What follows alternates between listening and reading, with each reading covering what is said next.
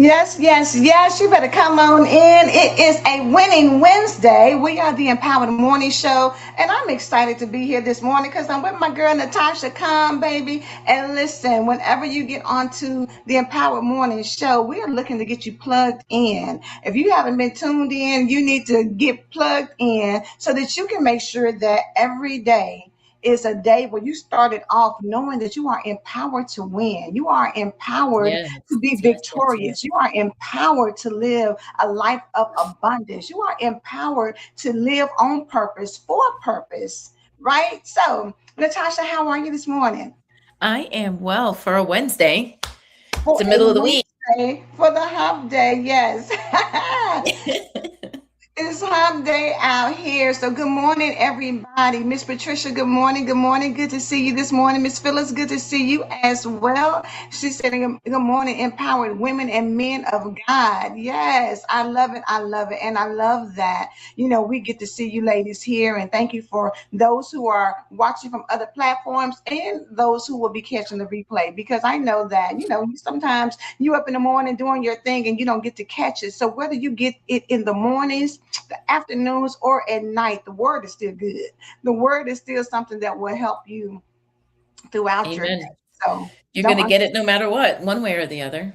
one way or the other. So don't let the mornings fool you. That's just like when people talk about morning sickness, during pregnancy. It's not always in the morning. Mm. Sometimes they have, they get sick throughout the day or they get as sick at night. We say morning sickness, but it happens at It's more any like time. all day. Yeah, for some people it's all day. Yes, thank God that wasn't my story, but yeah. So, Natasha, I know that we've been talking a lot. The whole thing for, this year really has been about healing and healing for real. And for a lot of people, that sounds good, but they Hmm. struggle with it. They struggle with, excuse me, looking themselves in the mirror and recognizing and acknowledging and taking accountability that although I've been hurt and that hurt wasn't my fault, the healing part is. The healing part is my responsibility. And I've got to be strong enough and bold enough to take the time to go back and get that little hurt girl. Or if you're a man watching, go back and get that little hurt boy. Or face the things that I really have buried. I pushed down, refused to deal Hmm. with it, went on with my life, but thinking that it's going to go away and it doesn't go away. This is like, driving a car and you hear this little clacking noise and you're like, what is that? And you're just like, And you I just don't know. ignore it. Maybe if I just keep going, it'll go away eventually. Hmm. And sometimes it does go away, but then it comes back. It But never even if goes it even if it goes away, doesn't necessarily mean that the car is better or that the car away. is, all of a sudden Exactly. fixed, right? Exactly. That's the So, thing. I think people, you convince yourself that, yep. because I ignore it, because I bury my head in the sand, because I look the other way, that it magically disappears. No, that's not what's happening here. Yeah, it just man, you just like open an entire can of worms. We struggle with reflection and I understand, pain is pain. We all have pain and most of the times I get from clients is that they don't want to feel it, right? They don't want to go through Mm-hmm. that again. And I Mm-hmm. try to explain to people that when you're reflecting on something, yes, the emotions will come up, but you're not really going through it again. It's not like you're in the same place. You're not Right. with the same people, right? Mm-hmm. So Mm-hmm. it's only really in your mind. You're telling yourself that it's bad. And I guess I always tell you that everything is always rooted in mindset. If I say Mm-hmm. something is too painful, if I say something is too hard, if I say it's difficult, I'm putting it out there that it's something that I can't handle and it's not Mm-hmm. something God can even get me through, Oh. right? Oh, that's Yeah, a robbery exactly. right there, though, Natasha. Because for those of us who believe in God, the word said there's nothing impossible for God. There's nothing God can't do. Mhm. However, we have allowed ourselves to think that this is too hard for me. But is it really? Because if you believe in God and God resides in you, then there's nothing too hard that you can get over and deal with and get through. Drop the mic. I mean, then that's what it comes down to, right? We say that God is everything and God can do all things, but yet and God lives within us.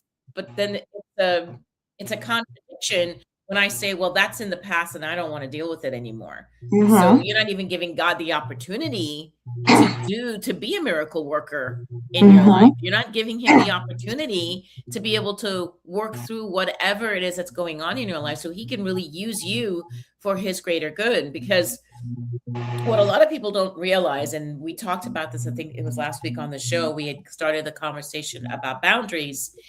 And one of the reasons why many of us don't have boundaries, and or we have what in psychology refers to as porous boundaries, is because we haven't healed. It's because there's parts of us that don't believe we're worthy. We don't believe that we're deserving. We don't believe that, or we, whatever we're facing, we believe this is as good as it's going to get. And Mm-hmm. so as a result of that, we tolerate. I want everybody to hear that word. We tolerate a lot of Mm-hmm. bad behavior. We Mm-hmm. tolerate disrespect. We Mm-hmm. tolerate people talking to us any way they want to, how they Mm-hmm. want to, when they want to, and we don't say anything about it. Now, imagine in a world if you were healed. Mm-hmm. Imagine in a world where you're no longer carrying that emotional weight and you know who you are. You know that you are God's daughter. You know that you're God's favorite daughter. You know that you are deserving of everything that God has for you. That changes the way you see yourself in the world. It Mm-hmm. changes the way you see others, right? And that boosts your self-confidence. It boosts your self-esteem. And when you're feeling good about yourself, you don't sit there and just tolerate anything and anyone, right? Right. Were you going to Now, say let me something? say this. Yes, because the crazy thing about it is you don't realize that you're giving off. I don't know if I want to say you're giving off a certain type of presence wherever you are, right? People see you as confident. People see you as unsure. People see you as shaky. People may see you as, hey, she's a bad, you know what?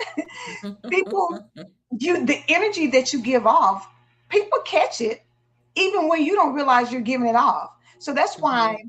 some men are able to take advantage of certain women because they see them as damsels in distress, or I always need some Mhm. help, or can you, you know what I'm saying? I'm looking to you to validate me. And or I don't want to go in here by myself, can somebody go with me? People see that, or when you look at somebody and you get ready to do something and you can tell whether or not they're afraid. It's some Absolutely. people, like say if you're in a bank robbery, you're in there and they can tell who's afraid, but then there's some people they look at like, oh, so you're not scared, and they want to try and intimidate you. Yeah. So my husband shared something with me yesterday. He's like, this is something you're going to probably want to talk about, right? And it was one of these AI videos, but the man was saying that when you go through life, how you show up matters. And if you show up poorly, people would Mhm. treat you poorly. But if you Poorly. show up like you are wealthy and you got it going on and you own the room, just by the mere fact that you show up like that, people's attitudes towards you change. He said you can walk into a room and be dressed like the CEO of the company or the owner of the hotel, and people will not stop you because they assume that you are supposed to be there just by how you walk and how you carry yourself. They will assume that if you went up to the hotel that you're going to get the penthouse suite, or they will assume that, oh, you look like somebody, so let me make sure we get you the best seat in the restaurant. How you carry yourself determines how a lot of people, and they may not even ask questions because you just carry yourself like, I belong here, and they don't even question And it. and to clear up how you carry yourself, how you speak about Yeah. yourself, Mm-hmm. Mm-hmm. right? What Mm-hmm. you say about yourself, and I know from the past I've been guilty to be the first one to put myself down. Mm-hmm. So it gives me a compliment and I don't know how to receive that compliment, Mm-hmm. or I'm quick to sort of body shame myself or look at myself and find a flaw or find a fault, right? people are paying attention. And They so if are. I don't see value in me, how can I even begin to expect that other people are going to see value in me? You know? Exactly. And they may never say anything. They may let you go ahead and they may just like, ah. And then when the decision comes, you know how they say your people are speaking your name in rooms that you've never, good morning, Yeah. Tina, speaking your names in rooms you've never been in. When I talk to somebody and they are, yeah. And then I'm like, yeah, no, she's probably not the right one for this that I'm getting ready to do. Yeah, let me get Mhm. somebody else because you know what I'm saying. Versus, like Tina and I had the conversation a couple of week before last. You know when we were talking about the book. You know she was in there. She was just talking about how she believes in God and how she's built up her inner strength. So say if I'm talking to somebody about a panel of people who believe God and trust Him and move that way, she would be somebody I would say, girl, call Tina Wynn because baby, she was Mhm. on that business. She, you know what I'm saying? Because her conviction about what she believed, it was non-negotiable. Like this is what Sure. I believe, point blank, period. You're not going to shake me, you're not going to break me, and you're not going to stop me.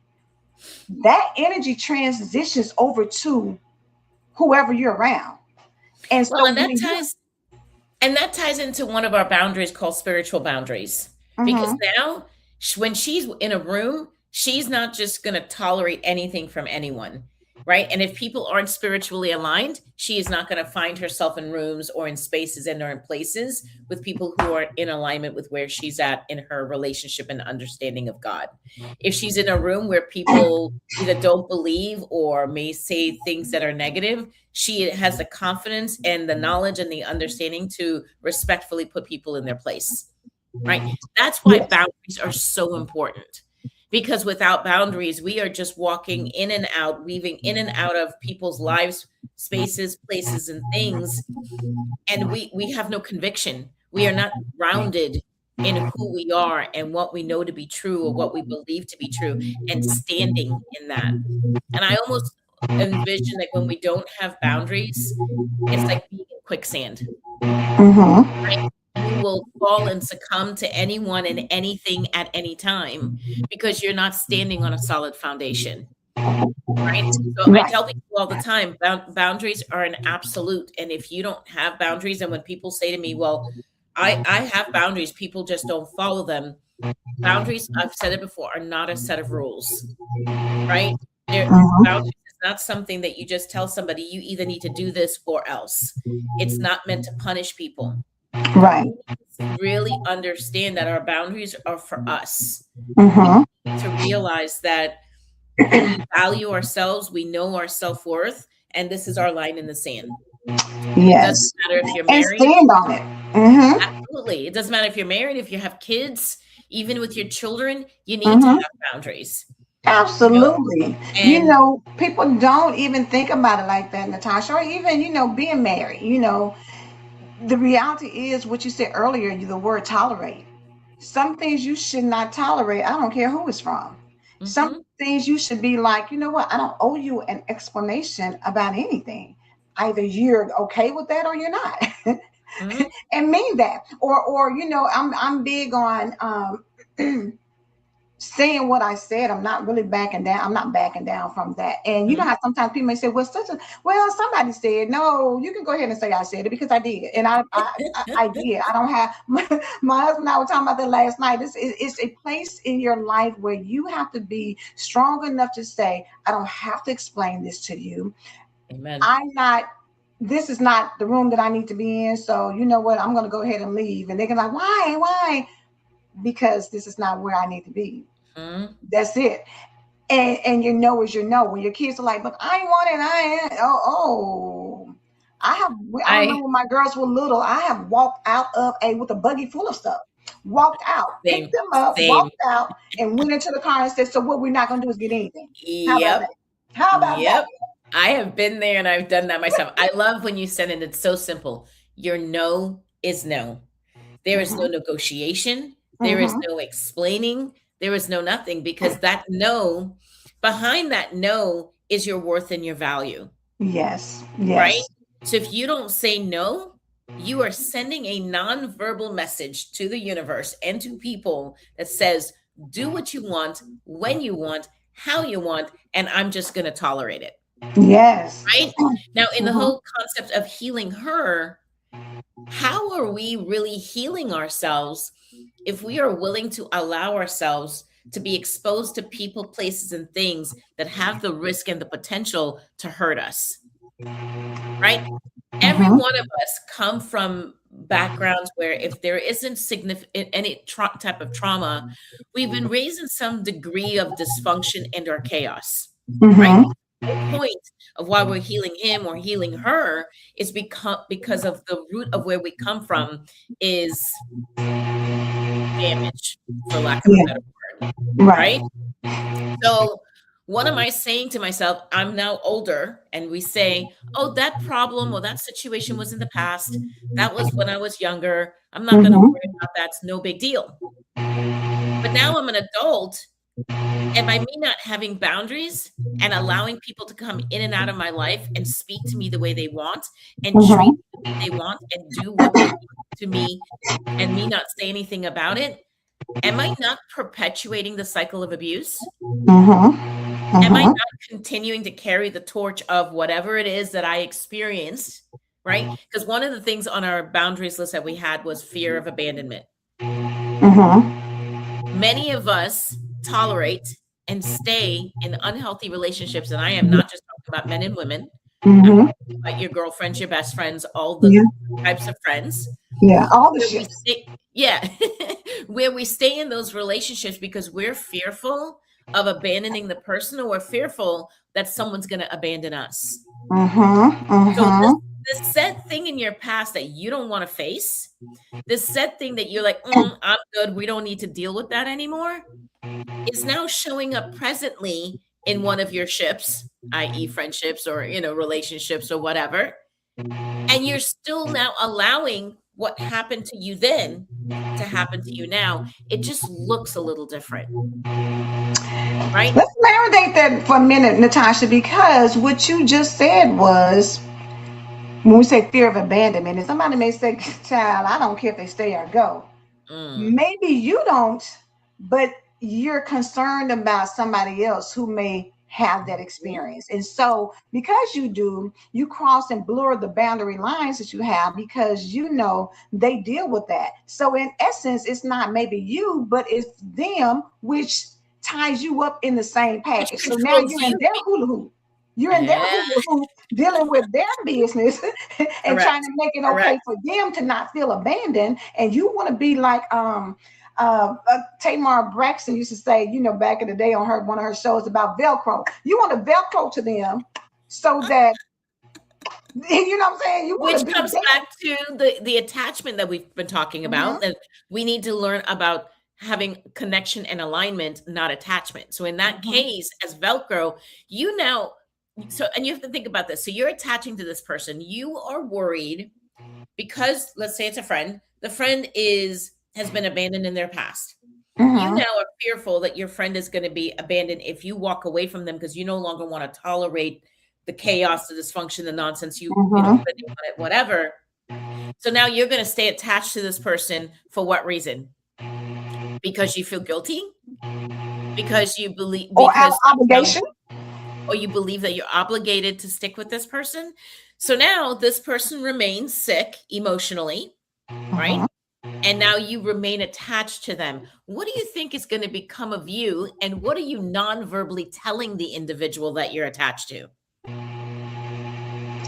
They actually have control. They can actually manipulate any situation they want to because they know that you're not going anywhere. Exactly. And then you're non-verbally telling them, you are more important than me. So I'm going to stick it out here with you, and I'm going to do whatever you need me to do because I don't want you to feel abandoned. But aren't you? Now, this one's going to hurt, ladies and gentlemen. But isn't that self-abandonment? Aren't Oh, you then Doris says sick I gets wish sick. sick gets sick, right? I kind of wish we had Sparkle's bell right now that we I can know, ring. right?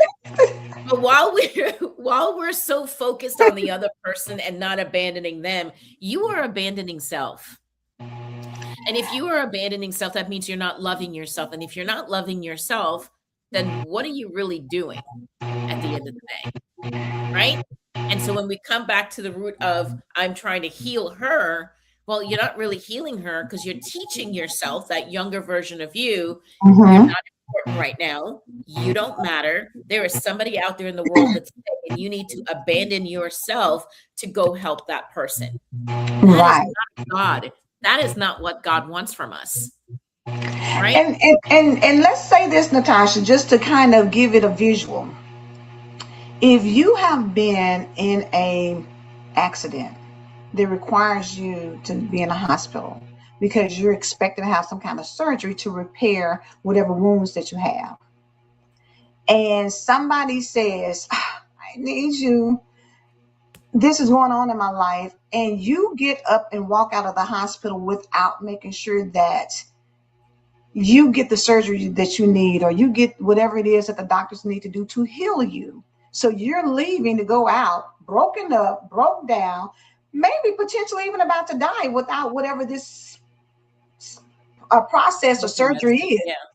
Realistically, when you know you're in that position, you're not going to get up and go and help your friend because you don't want them to have abandonment issues. You're going to go through your surgery and do what you need to do to get healed.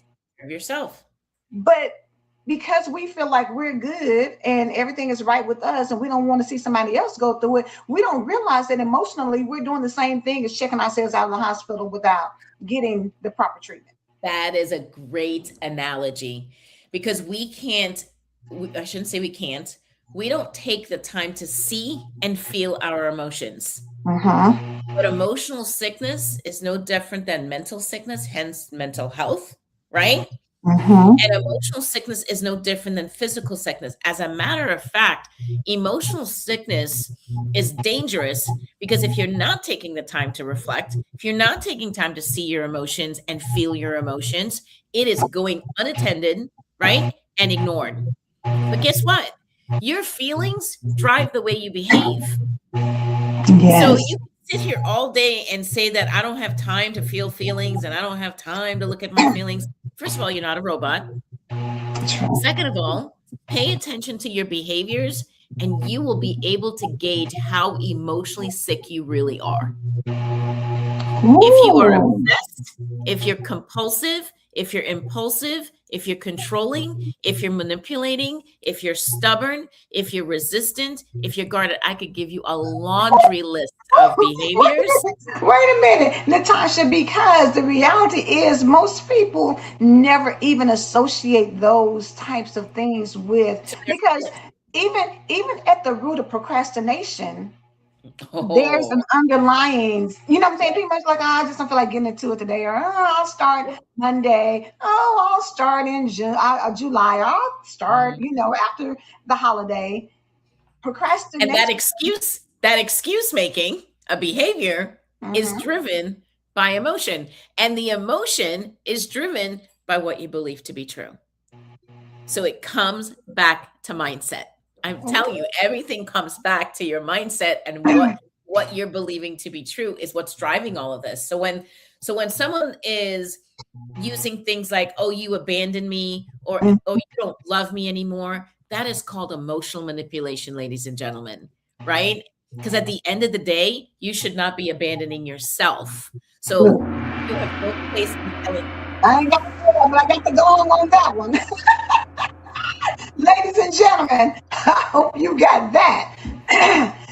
Do you know that? And the reality is, people emotionally manipulate you all the time. Mhm.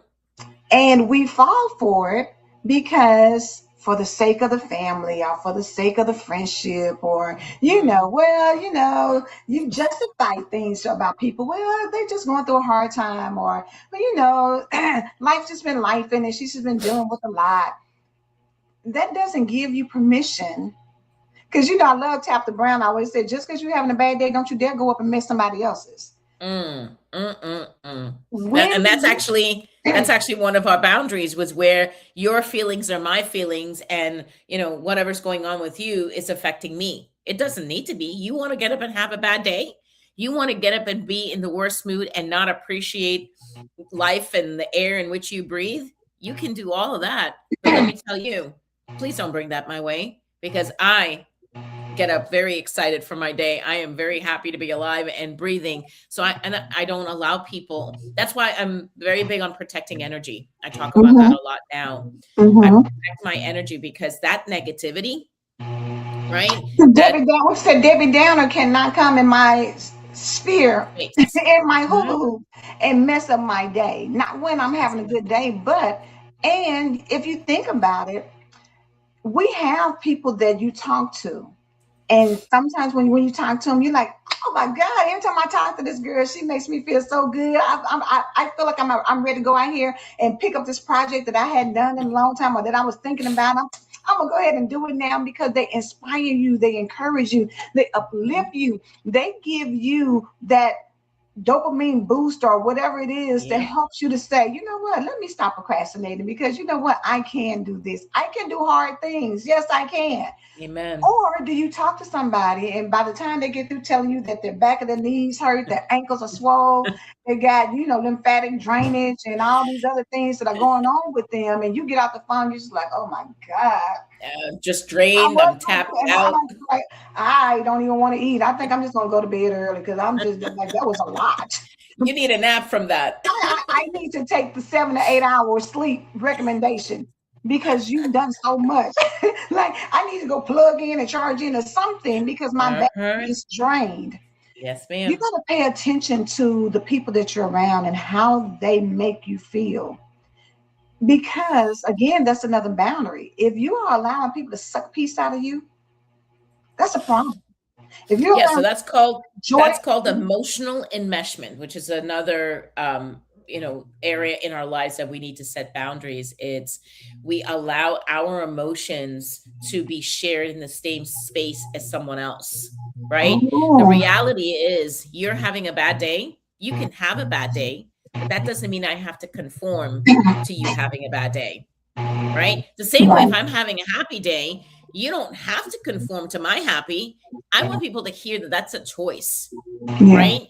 You right, get to choose. You carry the power in the palm of your hand, and you get to decide for yourself, do I want this energy? Do I want this negativity? Or do I want to take what I have, protect it, and find myself in a space where I'm going to be able to carry that positive energy with me? A lot of us, and I just want to say this to be clear, a lot of us will say that people make us feel a certain way. mm-hmm, Do not take mm-hmm, away power from yourself, because if I said to you, Angela, you make me feel some type of way, I am giving you control over mm-hmm, my feelings, mm-hmm. right? Versus when you do what you do, it triggers a feeling in me, gives me power to decide what am I going to do with it, Yeah, yeah. right? So there's a difference there. It's not But a we give it person. up all the time. I mean, when you think about it, most people give up power all the time. Mhm. That would be just like me saying, I hadn't talked to Miss Doris. Wonder what's going on with Miss Doris. Miss Doris, oh, she acting funny, because usually, she been called or whatever. Or, how people would say, oh, girl, I'll never talk to you. You never call me. Well, if you wanted to talk to me, just Pick like up I the can call phone. you, you can't call me. If you wanted to talk to me, if you miss me, why would you call? I mean, it goes both ways, but we assume that Mhm. it's me. I've done something. What could have happened? Oh, well, see, since she's trying to be funny, I guess I won't. I guess their relationship is over and done with. And we give up so much. So now you're feeling all some type of way. Miss Doris is probably like, child, I was on vacation, baby, living my best life. I hadn't even thought about you. Sorry, Right. but not sorry. I'm out here living my life, and who knew that you were gonna think you did something to me, because we haven't talked in a couple of weeks.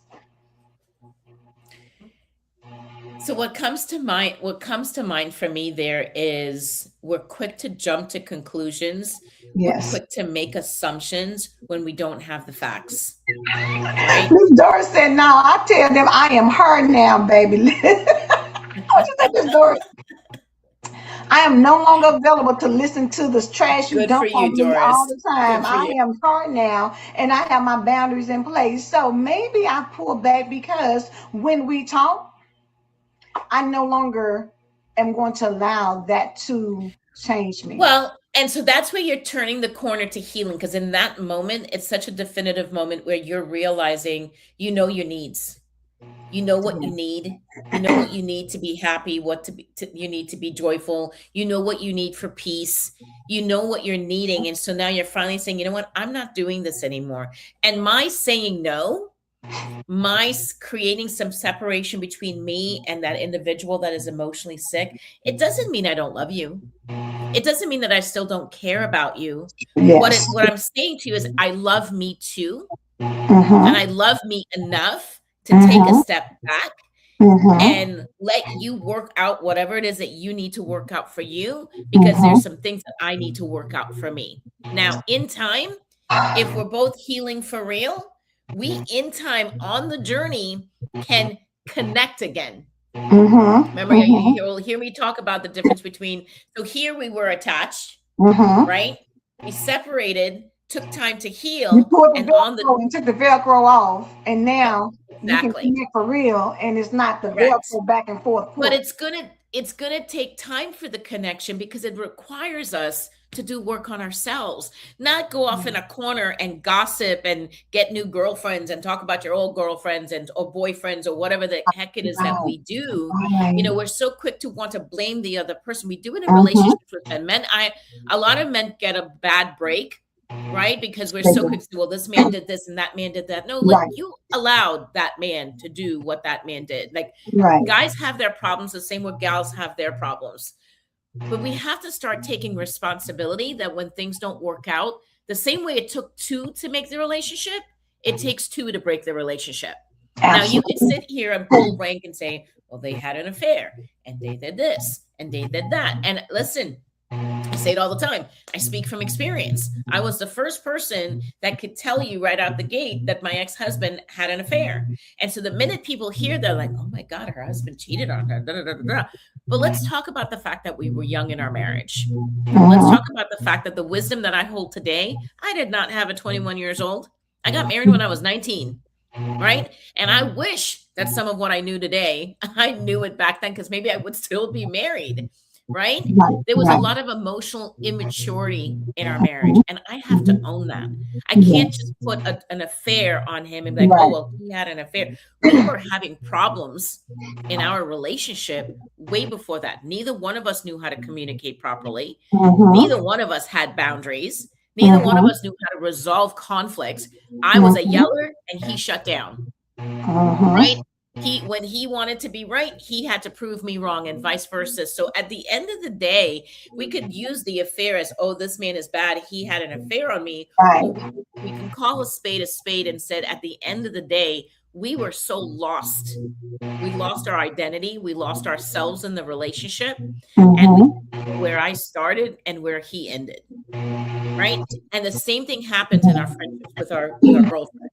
It does. And you know what, Natasha, I'm glad that you brought it up in that manner because the reality is we want other people to empathize with us. And so Mhm, you throw out the blame for it to land on somebody else's shoulders. mhm, Bottom line, if we are married and something happens and we're no longer together, we got friends, we got family, you got people, but you want the other person to be the bad guy or the bad girl, mhm. so that people are on your side when really and truly it's not a side. There's It no sides. it's no side. You can still love them, talk to them, do what you do. That's your choice. Because I don't control how you connect with somebody else. But that has to come with maturity to say that I Mhm. own up to what I did, and that's why we're no longer together. Or think about the fact that, yes, I'm hurting and I called you and you this, and this. But how do you know? You just came to me with your stuff. You never asked me about mine. How do you know that I'm not going through something? Absolutely. And Because a lot people of are times, so focused on themselves. yes, you're focused on why you think certain things happen, but at the same time, how do you know that maybe let me just say, use myself as an example. People say, when do you sleep? When do you sleep? When do you sleep? Well, maybe I'm in a season now of saying, you know what? I'm carrying my butt to bed.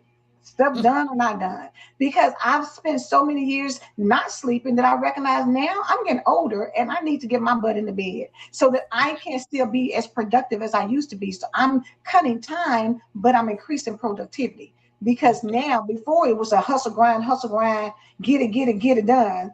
And now is I gotta take care of me. And maybe that's a take form of care of me, self-care.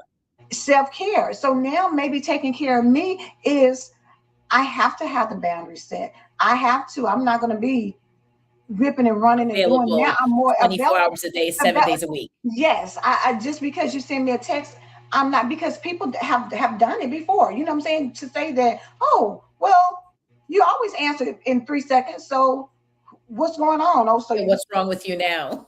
what's wrong with you now? Exactly. And it may be nothing wrong. Maybe I looked at it and said, you know what? Right now I'm getting ready to do something else for me. And once I'm available, Yeah, I'll get back to because we have this thing in society now. People go, there's a thing on your phone where you could tell that someone's read your it. text message, Mm-hmm, right? mm-hmm, So yes. they'll go, well, I saw that you read it 10 hours ago.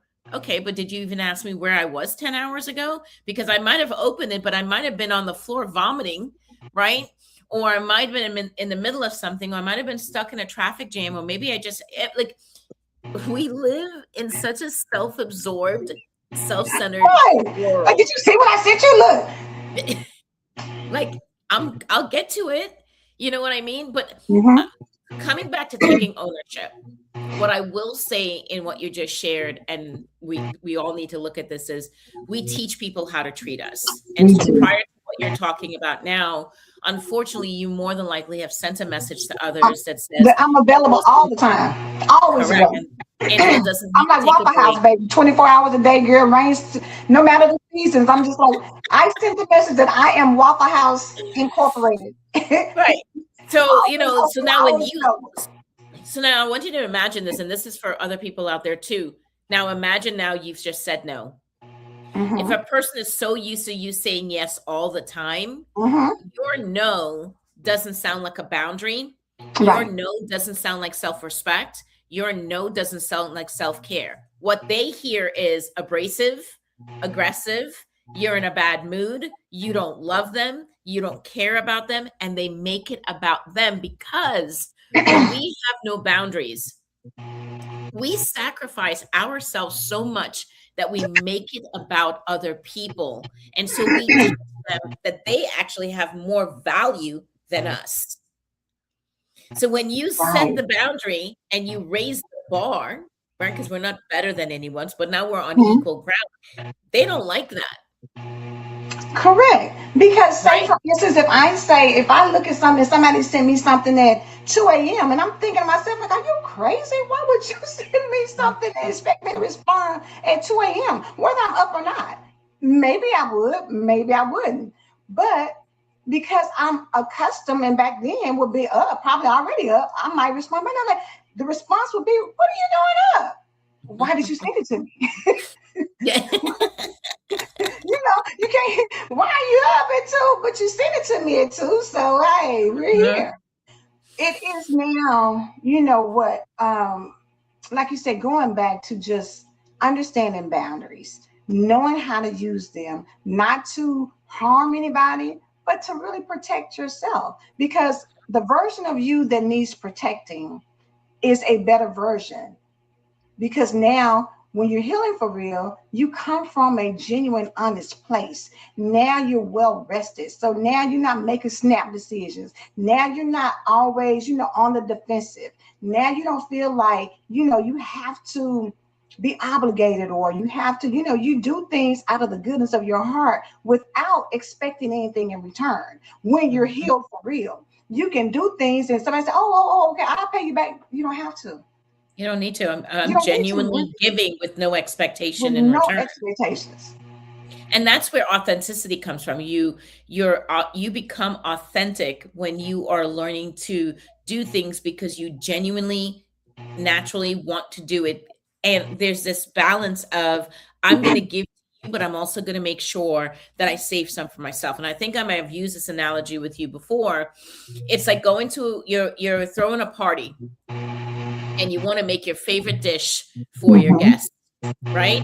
How Mm-hmm. oftentimes we prepare for a party, we prepare the house, we make all the food, everybody comes, eats all of your food, makes a total mess, and then they leave, and now you're exhausted because now you're left to clean up the mess, and all of that great food that you cooked, guess what? You didn't even save a sliver of that food for yourself. So now you don't even get to enjoy this dish that you made, right? Mm-hmm. That's But you're someone who but you're is tired and you're pissed off because everybody and left you. hungry. So not only and hungry. So not only do are you angry that they left, and then you got to clean up and you're overworked and tired, but then you're really pissed off because I didn't even get a plate. Nobody even thought enough of me Correct. to even make sure I got a plate. Correct. So that is not you being, that is not your authentic self. Right. That is not you giving genuinely. In Right. those moments, you gave with a subconscious expectation that somehow somebody is going to reciprocate the kindness that you were giving. That Mm-hmm. is not servitude, and that is not what God called us for. What God Right. called us for is when you serve, right? So, for instance, in that same scenario that we just painted, I would have taken some of that food, made myself a plate, and put Mm-hmm. it up, Yes. right? Because I don't know Yes. about you, but when I'm hosting and I cook a lot of food, See me, I'm not I always can't eat hungry. then. Exactly. I'm not Correct, hungry. I'm not going to eat until later correct, on because I right? can't. Yes, exactly. Exactly. So you make that plate and you put it to the side. Or you don't want to touch the food yet. Let's say it's a buffet style thing or whatever. But as people are making a plate, you still make a plate for you and you put it up, right? What you're learning to do is realize like, okay, I can give to them, but I'm also making sure that I'm giving to myself. So at the end of the day, when the party's over, and all that food is gone, I get to be excited because when everybody's gone, I can grab my little plate and grab my fork and I can go sit in a corner and I could enjoy the fruits of my labor. Yes. There is something so satisfying and gratifying in being able to do that. So now I have no expectations about the people that just left. I don't expect a thank you. I don't expect a compliment. And I don't expect somebody to bring me a plate because guess what? I already did that for me. I told God, And thank you it's for a provision. shift. It's a shift in how you show up and see things. So now when they call you the next day and say, girl, we had a good time, you just like, I'm glad somebody did. Girl, I ain't even get a plate. Mhm. Girl, everybody left. I had to clean up. Instead of you being your mood is different. You know, when you can leave and Uh-huh. you're like, okay, I ate good. So everybody had a great time. So when they call you tomorrow, say, oh my God, we had a great time. You're like, I'm so excited and glad about that. We need to do it again sometime. Yeah, and You can I'll be like, I had a good time too because when you all left, I got my peace and quiet and I got to eat my food. But that food was great. Now I could talk to you about how amazing the food was because I actually took the time to eat it and actually exactly, eat my own food, right? exactly, And this exactly. is what people don't understand. It's like this whole being a sacrificial lamb and abandoning yourself, and then you want to call it servitude and say, well, this is what God said. No, God didn't tell you to hate yourself. God didn't tell you to abandon yourself. God didn't tell you to to give to people with this ulterior motive or this expectation that at some point you can cash in your chips to get something that you want. We said we are not at the county fair. We are not at the casino. Look, no, that's not where we are. And I don't understand it when people say I'm too tired to take time for myself. And I go, "What? What do you mean? There are 24 hours in a day. What do you mean you don't have time to take time for yourself? You take time But to host and take a Natasha, shower." society has not built that up. You know what I'm saying? For you, society makes you feel like you're selfish. And Miss Patricia said, yes, that's the attitude I have. Everyone has been refreshed. Mhm. As long as you're being refreshed with them, I like what you're saying. Society does have an influence, right? But let's be careful here of how much influence we allow society to have, right? Mm-hmm. We fall into Mm-hmm. what you were saying earlier of making the excuse of, well, society has it built this way, and so therefore I am this way. But you don't have to be, You right? don't. But you know what? I think it's hard for people to separate it. This is like, how people say for generations, this is how the women in my family, this is what they do, and this is how they are, and this is what, and so you fall in line with things. We tend to follow the lead or the crowd or what's popular or what's in before we will check in with ourselves to see if that aligns with who we are in this moment. You know what I'm saying? So Mhm. if all of the women in your family have been, or just, how sometimes people say, oh, well, everybody in my family graduated from this school, right? That might not be what you want to do. Everybody may be Mhm. architects. If that's not what you want to do, why would you go to school and graduate from the school that your great grandfather and your father, everybody, you got a generation, a long line of people who went there. And so the expectation is that that's what you're going to do. What are you going to do when you grow up, little Timmy? I'm going to be an architect like my dad and my granddad and my great Mhm. granddad. And little Timmy is thinking like, I really want to be a firefighter. And they're looking Mhm. at him like, we don't do Well, that. and that's where the people pleasing sets in, or there's this fear of not being a part of the family, or the fear of you're going to be judged, right? One of the other things on our list for boundaries is confusing love with rescuing and or suffering. So in that example, Mm. someone's going to sacrifice their desires and their passion of what they're really called and chosen to do because they think that if I don't do what my family wants me to do, they're not going to love me. Right? A lot of Mhm. us do a lot of things for that reason. Well, if I don't do this, they won't love me. Love's got nothing to do with it. Love is an action. Love is separate to what we're talking about. And the Mhm. fact that we Mhm. bring the two together, that's where I think confusion comes in. Yes. And we chalk everything up to, well, God says I need to do this. And if I don't do this, then I must not, then I'm not loving God or I'm not honoring God. If you took some time to have a conversation with God, God will tell you what time it is and he'll keep it real with you and let you know what you should and shouldn't be doing.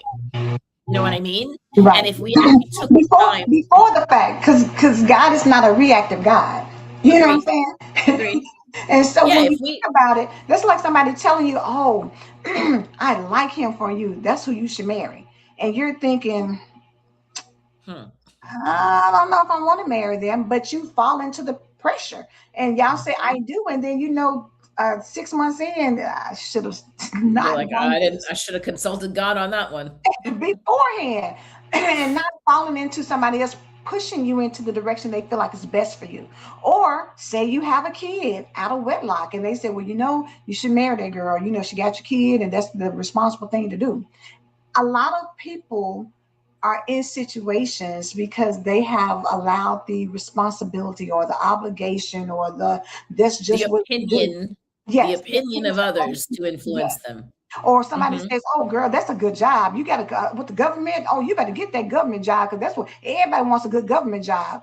And so you get in, you go, and It's you're so miserable for 40 years because you've been there and you've hated every minute of it. So a lot of people have done that in marriages. Some people are still married today because they were told from a generation before what they should and shouldn't do, right? Yes, And we yes, learn to settle. yes. We learn to sacrifice. And so you have a lot of us out there that don't know who you really are. You Mm-hmm. don't know who God really created you to be because a lot of the decisions that you've made or a lot of the relationships that you find yourself staying in is out of obligation. It's out of feeling bad for somebody and well if I leave or if I do this, they won't have anybody else. Okay, you're not God. And at the end of the day, they will have God. I can't tell you how many people, and the first thing that people say is, "Oh, Natasha, you're so quick to want, you just want everybody to be single." I don't want everybody to be single, and I'm not here to break up a happy home. I'm a marriage and family therapist by trade. I'm all about reunification, but the one thing that I stand for is for us to learn to be genuine and authentic. Yes. And many of us do not know how to do that. Many people get married and they rely on their partners to make them whole. That is not what God has called you for. So what Mhm. happens now is this idea of being whole without your partner. A lot of people are scared to death because they don't know how to fill that void and how to fill Yes. that space, right? Yes. That's a Right. problem because when you show up before God so that you can fully serve God, you've got to show up to God whole. That means you got to show up with all parts of you. He didn't say bring your partner along. He Right. didn't say bring your best friend along. He said, come as you are, bring you yourself, the Bring. individual, to me, right?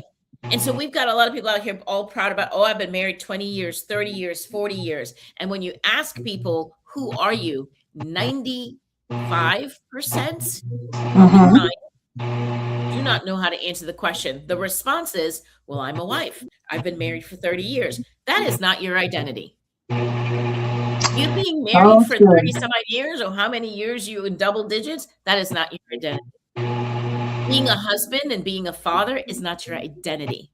Exactly. It is a role in which you have in this world, but who you are at your core. And the reason why I speak so much on this is at 31 years old, when I thought that my identity was in being a mother and being a wife and being a caretaker and being all these things, at 31, I lost it all. Mm. That was a defining moment in my life when God gave me a second chance at life to say, that's not who you are. That's not who I called you to be, right? You were not just created to be a mother and to be a wife and to be Right. somebody's friend. I Right. called you for greater things. And I need you to know who you are in me in spite of those things. So in a matter of 6 months, I lost custody of the girls. Mhm. I lost my husband, lost my marriage, lost my house, and lost my job. 5 things that Natasha's identity was wrapped in. It's wrapped in. Yes. And within Wow. 6 months, all of it gone. And then ask me who I was, and I couldn't tell you. So now I can't be a mom. Someone doesn't want me as a wife. We don't have a house to live in, so I don't have a house to take care of. And it literally was like this. When you watch the little domino setups, like when you hit one, Yes. all Yes. the dominoes And you start one falling and all down. of them fall down. Yes. That's exactly what my life is. But I wholeheartedly believe that I had to go through that and had to be stripped of all of those things so that I can truly know who I am today. Yeah. And I make no bones about it that I am chosen, that I am favored, that I am brave, that I am bold, I am beautiful, I am confident. I am the woman God created me to be from the very beginning of time. And that is who in which I step out into this world to be today, right? And I Mhm. know who I am. So that means without a husband, without children, without a job, I know who I am in God. I know that he has favor over my life. I know that he's got plans for me, Jeremiah 29:11, right? So I Yes. rest in that every single day. You can't put me in a bad mood. I could I choose to be in love a it. bad mood, but I refuse to be in a bad mood because I know who my God is and I know who I am in him. And that, at the end of the day, is why boundaries are very important. Listen, wait a minute. I wasn't ready. That part right there. That was good. That was good. That was good. And And you know what? I love that you went that route because one thing Sparkle was saying the other day when she talked about I'm God's favorite daughter, I'm God's favorite daughter, and then she said, well, when somebody else says I'm God's favorite daughter too, she said, yes, now you get it. Now you get it. You let me say I'm God's favorite daughter for so long, and you didn't challenge it to come back and say, okay, so you can be God's favorite daughter, but guess who he Two. loves too? Yep. He loves him some me too. I am his favorite too.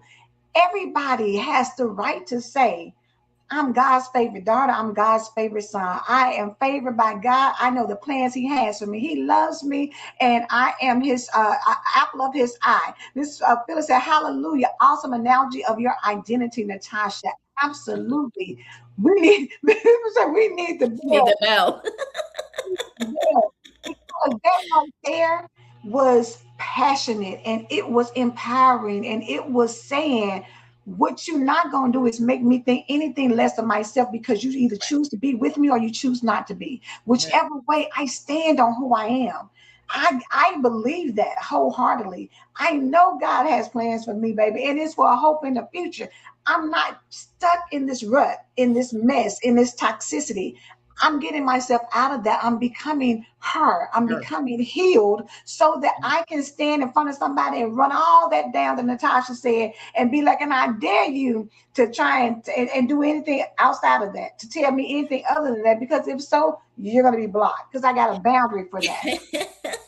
And can I tell you how liberating, how freeing mentally, emotionally, physically, and spiritually. Well, I'm more spiritually connected to God as a result of healing her and knowing who I am in God. Yeah. In fear. I'm not crippled and paralyzed in anxiety and depressed and worried about what other people's opinions are. People are going to have opinions. They And are. I welcome your opinion. I even welcome your negative opinion about me, because here's the thing. You weren't even willing to stand in a room long enough with me to even have a conversation with me, to really get to know me, to be able to know who I really am. So have your opinion. I welcome it. A lot of times I tend to chuckle at people's opinion because they don't have facts.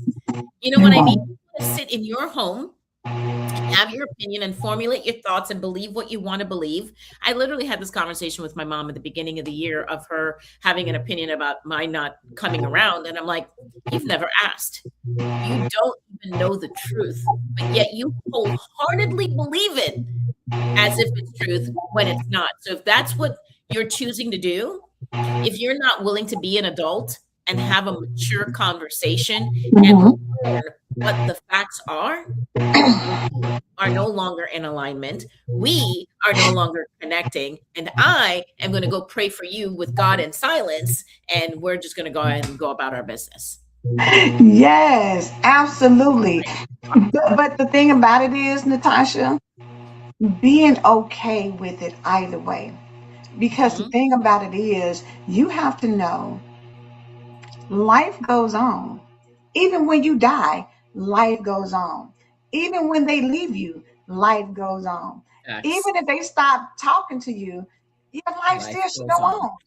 Even when you lose the job, they're still doing their thing. Do you know that anytime you think the worst thing that could happen, even if it happens, you're still here. So you have a choice to decide how you're going to show up based on that. You could have taken yourself out because they took your girls, or that your husband, you got a divorce, or that you no longer has your house, or, you could have chosen to say, well, hey, there's no reason for me to live. But and you're I still did. here. I did, right? But you're still here. And that is proof. Then that's proof of how great our God is, because I wanted out. Yes. I actually wanted out. And I remember telling somebody the other day, I was mad when I woke up 2 days later and realized I was still alive, because I was like, who am I? Why am I even here? What is the purpose? And my God said, I will show you your purpose. I am not done with you. I love telling that part of my story, because for those that don't believe, but then they sit here with depression and anxiety and worry and still living in their pain, your God is so great that even when you don't want to be here, he's going to show you that he needs you here. He's going to show you that he chose you. He made you. He has plans for you, and he will do with you what he pleases. Right? However you refer to is going to utilize you the way he intended from the very, very beginning. Yes. I talked to a friend yesterday about my spirituality and sort of the sixth sense that I have and how intuitive I am. And the gift of discernment. I've had it since I was a little girl. But when I was a little girl, people told me that I was crazy. People told me that my head was in the clouds and I had a wild imagination. No, I didn't actually have a wild imagination. And as a result, I didn't get the chance to cultivate that. Right? I didn't get the chance to nurture that gift that God gave me. Right. So I allowed people, their opinions, no boundaries, all the things to lead me to my demise. And God says, that is not what I created you for. Let me show you what I've created you for. And now this new life that I've embarked upon, When I tell you that I'm unstoppable, unbreakable, unshakable, and that there's no arrogance in that, I am convicted in knowing who I am in God and who God is in me. You'll never catch me where I used to be. But it's such a powerful place. We're going to end it right there. But that is a powerful place to be, to stand on the fact of knowing who you are and whose you are. And everything that we do here, when we talk about healing for real, when we talk about the boundaries, and when we talk about all the things, ultimately it's knowing who you are, that you are fearfully and wonderfully made, and God created you with a hope because He has a plan for you, for your future. You know what I'm saying? And so when you get that and you know that you're His, even you can't stop the plans He has for you. Natasha just said she was mad because she thought she had stopped, and He was just like, no, no, no, not you. Maybe somebody else, but not you. I have something more for you to do. So you thought you was getting ready to check out. No, that's not what I have for you. And so sorry. You can be mad all you want to, but I checked out of my old life and the self-centeredness and self-absorbed and making it about me. And He turned all of that around. And now I serve only Him. How powerful is that? Catch the replay. Go back and listen to some of this. Go back, and if you don't do anything else, honey, catch what Natasha said when she defined who she is unapologetically. Period. This is who I am. When you get to that place, it's a good place to be in. And like she said, it's not arrogance. It's confidence in who God created you to be. And if you don't do anything else, always be confident in who God created you to be, because there's nobody else like you. Ever. Never will be. I don't care what people say about being replaceable or what have you. You know what I'm saying? I don't care who comes behind me. They won't be me. It's going to be a difference, because if nothing else, they don't have the fingerprints that I have. There's always something unique about you. Stop letting people make you feel like you're just like everybody else. You're never like everybody else. Ever. Ever. Get that in. Put that in your pipe and smoke it. How about that? Do that. Listen, this is Wednesday. Have a wonderful winning Wednesday. Worship, honey. Get yourself in a position where you start recognizing who you are, and never let anybody disrupt and tell you otherwise. Water down anything about you. Don't tolerate it. Don't entertain it. Make sure they know. But this is the Empowered Morning Show, because I believe God. Do you believe God? Because we believe God unapologetically every single day. We don't apologize for any of that. We don't owe anybody any explanations of why we do. When somebody wants to ask you a question, because I do. Period. You don't have to. That's up to you. But what I you don't have to like it. You don't have to like it. But it is what it is, because we believe God around here. You guys have a great rest of the day. Natasha. Bye, everyone. We'll talk soon. Bye.